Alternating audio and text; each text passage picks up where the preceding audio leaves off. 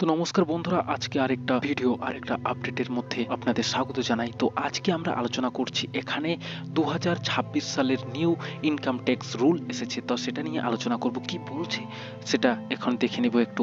কঠোরভাবে বিধিবিধান প্রতিপালনের জন্য সরকার নতুন আয়কর বিধি মামলা 2026-এর বিজ্ঞপ্তি জারি করেছে। কি বলছে তা আমরা একটু দেখে নেওয়া যাক। এখানে সরকার আয়কর বিধি মামলা 2026 বিজ্ঞপ্তি আকারে প্রকাশ করেছে, যা আগামী মাসের 1 তারিখ থেকে কার্যকর হবে। নতুন বিধি মামলাটির লক্ষ্য হলো নিয়মের সংখ্যা কমিয়ে কর পদ্ধতি সহজ করার পাশাপাশি আরো কঠোর তথ্য প্রকাশের মাধ্যমে নিয়ম প্রতিপালন বৃদ্ধি করা। এই কি বলছে দেখি। এই বিধি মামলা প্রত্যক্ষ কর ব্যবস্থার অধীনে মানে ট্যাক্স অধীনে কার্যপ্রণালীর এবং পরিপালন ব্যবস্থায় একটি বড় ধরনের পরিবর্তন আনছে।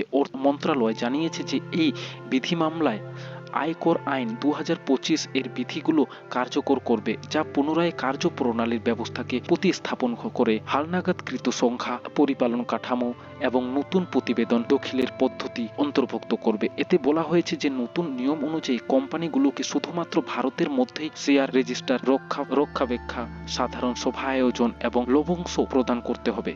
এর ফলে লাভাংশ বিতরণের ওপর অন্তর্বর্তী নিয়ন্ত্রণ আরো শক্তিশালী হবে। কি বলছে মন্ত্রণালয় আরো জানিয়েছে যে আয়কর বিধি মামলা 2026 স্টক এক্সচেঞ্জগুলোর নিয়মকানুন প্রতিপালনের বিষয়টিকেও জোরদার করেছে। স্বচ্ছতা এবং তথ্যের অখণ্ডতা উন্নত করার জন্য স্টক এক্সচেঞ্জগুলোকে এখন থেকে 7 বছরের জন্য অডিট ট্রায়াল সংস্করণ করতে এবং লেনদেনের রেকর্ড মুছে ফেলা প্রতিরোধ করতে এবং পরিবর্তন লেনদেনের উপর মাসিক প্রতিবেদন জমা দিতে হবে। এবং নতুন নিয়মগুলি আত্মসীমা কর আরোপের জন্য ভারতের কর কর্তৃপক্ষকে অতিরিক্ত ক্ষমতাগুলো দিয়েছে এবং আনাবাসী আয়ের অবচয় গণনার জন্য কর কর্তৃপক্ষ শতাংশের ভিত্তিতে বৈশ্বিক মুনাফার অনুপাত বা অন্য কোনো যুক্তিসঙ্গত পদ্ধতি ব্যবহার করে আয় অনুমান করতে হবে।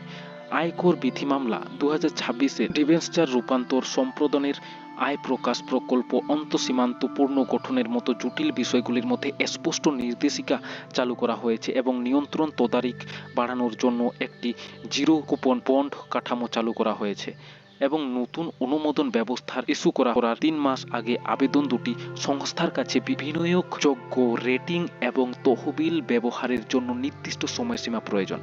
দেখ মন্ত্রণালয় আবার কি বলেছে।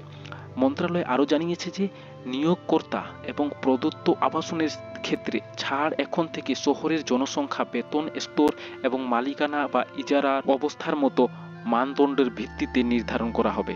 আর কি বলছে দেখি।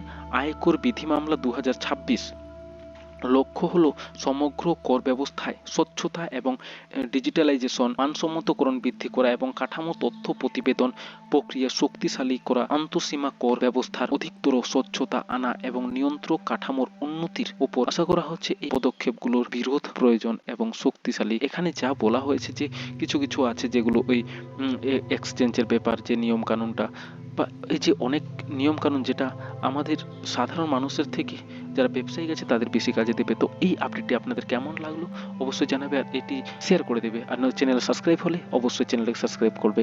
ধন্যবাদ।